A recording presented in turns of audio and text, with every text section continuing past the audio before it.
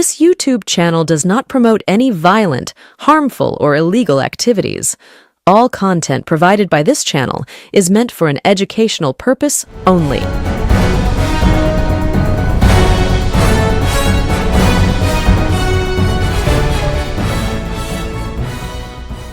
নমস্কার, আমি প্রতিবেদক সায়ন্তন চক্রবর্তী। আপনারা দেখছেন বঙ্গচক্ষু ইউটিউব চ্যানেল। ঋতব্রত শিবিরে এই মুহূর্তে বিধায়কের সংখ্যা কত? 65। কিন্তু সেই 65 জনের মধ্যে অসন্তোষ বাড়ছে।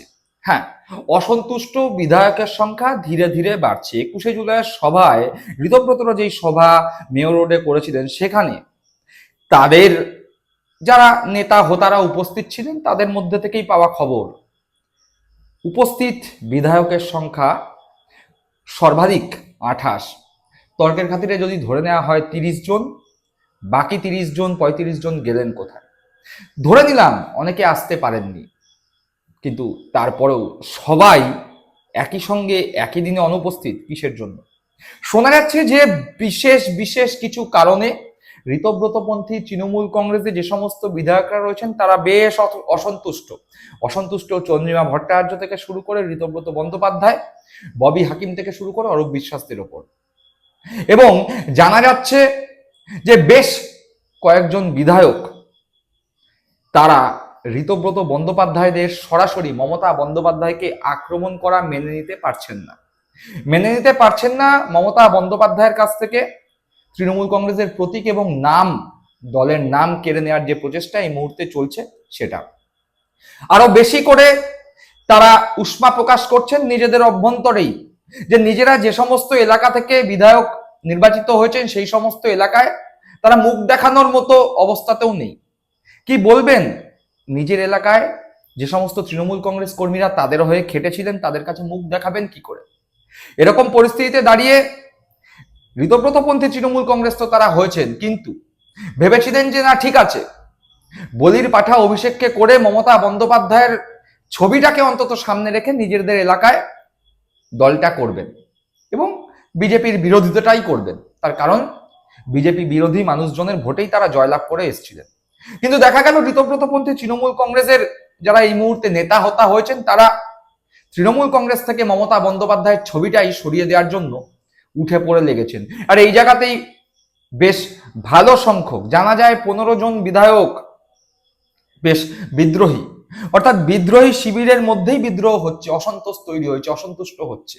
এইভাবে মমতা বন্দ্যোপাধ্যায়কে মুছে ফেলা তারা কিছুতেই মেনে নিতে পারছেন না। ইতিমধ্যে শুভেন্দু অধিকারী বলেছেন যে কালীঘাটপন্থী, ভাইপোপন্থী তৃণমূল কংগ্রেসের নাম নিশান রাখবেন না। নিশ্চয়ই শুনেছেন, তাও একবার শুনুন। এই ভাইপোপন্থী তৃণমূলের নাম নিশান পশ্চিমবঙ্গে থাকবে না। আমার দায়িত্ব।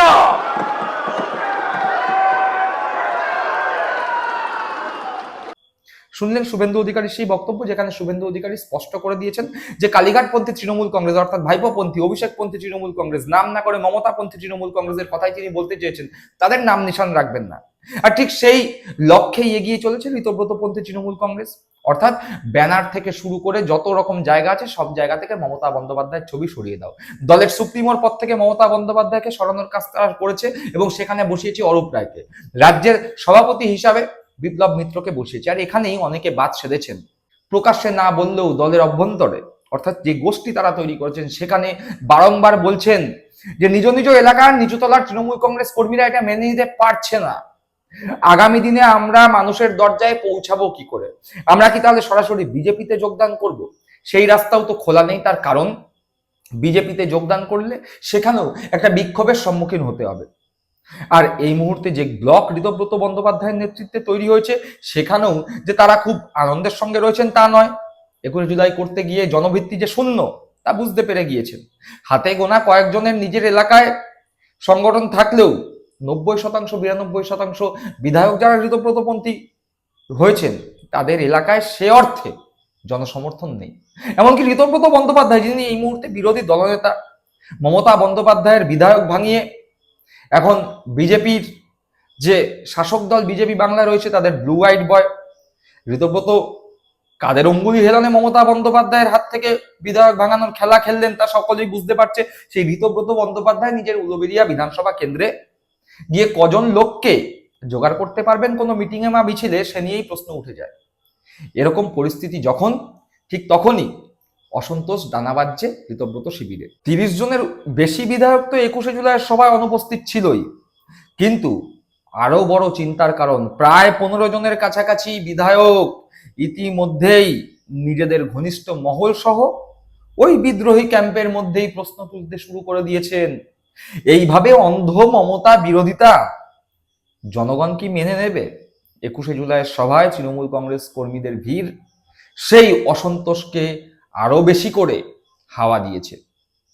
আর যখন বাংলায় এই ঋতব্রত ক্যাম্প, মমতা ক্যাম্প, কালীঘাট তৃণমূল, ভালো তৃণমূল, বালিশ তৃণমূল বা বালিশ চাটা তৃণমূল, চটি চাটা তৃণমূল, এইরকম ন্যারেটিভ বিজেপি ছড়িয়ে দিতে ব্যস্ত, তখনই তৃণমূল কংগ্রেসের আর একটা গ্রুপ যারা এনসিপিআই দলের সদস্য হয়েছেন, মার্জ হয়ে গিয়েছেন, তারা বিজেপিতে যোগদান করবেন খুব দ্রুত। এরকমই মোটামুটি কানাঘুষো শোনা যাচ্ছে। তার কারণ ইতিমধ্যেই ধর্মেন্দ্র প্রধানের বাড়িতে শোনা যায় শুভেন্দু অধিকারী তার সঙ্গে নাকি বৈঠকে বসতে চলেছেন এই 20 জন বিদ্রোহী সাংসদ। কারা কারা? সুদীপ বন্দ্যোপাধ্যায় থেকে শুরু করে কাকলি ঘোষ দস্তিদার, সায়নী ঘোষ থেকে শুরু করে মিতালি বাগ, এরকম যারা রয়েছেন 20 জন সাংসদ, তারা প্রত্যেকেই শুভেন্দু অধিকারীর সঙ্গে নাকি ধর্মেন্দ্র প্রধানের বাড়িতে বৈঠকে বসতে চলেছেন। লক্ষ্য একটাই, যে আগামী দিনে কত দ্রুততার সঙ্গে বিজেপিতে মিশে যাওয়া যায়। যদিও বিজেপির পক্ষ থেকে বলা হচ্ছে যে ধীরে চলো নীতি। তার কারণ যেভাবে 3 জন সাংসদ অর্থাৎ সুস্মিতা দেব থেকে শুরু করে সুখেন্দু শেখর রায়, প্রকাশটিক বড়াই, তারা যখন বিজেপিতে যোগদান করলো বিজেপির নিচু তলায় এবং বিজেপির বেশ কিছু আরএসএস পন্থী নেতাদের মধ্যে যে ধরনের উষ্মা দেখা গেছে, সেই রিস্ক বিজেপি এখন আর নিতে চাইছে না। সামনে 2029, তাই এই 20 জন সাংসদকে একেবারে ফেলেও দিতে পারছে না, তাই ধীরে চলো নীতি। এই 20 জন সাংসদ তো বিজেপিকে সংসদ ভবনে বিল পাশ করানোর জন্য সাহায্য করবে, সুবিধা করে দেবে। তাই এই পড়ে পাওয়া 14 আনার মতো 20 জন সাংসদকে হাত ছাড়া হতে দিতে চায় না বিজেপি। তাই এখনই বিজেপির দরজা তাদের জন্য বন্ধ নয়, বরং বলা হচ্ছে ধীরে চলো নীতি। আর এদের মধ্যে কেউ কেউ বলছেন যে হ্যাঁ ঠিক আছে, আমরা তো থাকবো আপনাদের সঙ্গে, কিন্তু 29-এ নিজেদের টিকিটটাও পাকা করতে চাইছে অনেকে, এবং সেই টিকিট পাকা করতে চাইছে পদ্মফুলের প্রতীকেই। তার কারণ তারা জানে যে এই মুহূর্তে তৃণমূল কংগ্রেসের দরজা তাদের জন্য বন্ধ।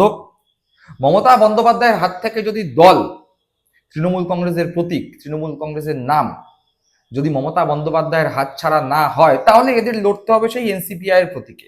আর এনসিপিআই এর প্রতীক খায় না মাথায় দেয়, সেটা পশ্চিমবঙ্গের মানুষ জানে না। প্রতীক চেনাতে চেনাতেই চলে যাবে বহুদিন। আর প্রতীক যদি চেনাতেও পারেন, সেক্ষেত্রে কজন তাদের ভোট দেবে সে নিয়ে সন্দিহান তারাই। সুতরাং তৃণমূল কংগ্রেসের প্রতীক বা তৃণমূল কংগ্রেসের দরজা যদি তাদের জন্য বন্ধ হয়, সেক্ষেত্রে ভোটে জেতার একমাত্র উপায় বিজেপির প্রতীকে সরাসরি প্রতিদ্বন্দ্বিতা করা। আর সেটা করতে গেলে বিজেপিতে যোগদান করতেই হবে। আর ঠিক এই জায়গা থেকে দাঁড়িয়েই উভয় পক্ষের মতৈক্যের ভিত্তিতে সিদ্ধান্ত ধীরে চলো। এই 20 জন সাংসদ দেখে নিতে চাইছে সুপ্রিম কোর্টে কি হয়, দলটা কার হাতে থাকে, এরকম একটি পরিস্থিতি। আবার দেখার যে ঋতব্রতরা তৃণমূল কংগ্রেস দল দখল করার চেষ্টা করছে, সেক্ষেত্রে তারা কি করে সেদিকেও নজর রাখছে এই 20 জন সাংসদ। কিন্তু অদূর ভবিষ্যতে এদের গন্তব্য যে বিজেপি পদ্মফুলের প্রতীক, তা বুঝতে অসুবিধা হয় না। এবার দেখার ঠিক কত তাড়াতাড়ি এরা পদ্মফুলের প্রতীক হাতে নিয়ে ভোট যুদ্ধে অবতীর্ণ হন, আর কে কে আগামীবার বিজেপির টিকিট পান বা বিজেপি জোটের এনডিএ শরিক হয়ে টিকিটে 2029-এ লোকসভা ভোটে অবতীর্ণ হন। সুতরাং বেশ গোলমেলে পরিস্থিতি। তৃণমূল কংগ্রেস তো ভেঙে গেছে। এই মমতা বন্দ্যোপাধ্যায়ের এত করুণ অবস্থা মমতা বন্দ্যোপাধ্যায়ের গোটা রাজনৈতিক জীবনে হয়নি। কিন্তু যারা ভেবেছিলেন মমতা বন্দ্যোপাধ্যায়ের হাত ছেড়ে ভালো থাকবেন, সুখে থাকবেন, আনন্দে থাকবেন, খুশিতে থাকবেন, তাদের অবস্থাও কিন্তু খুব একটা ভালো নয়।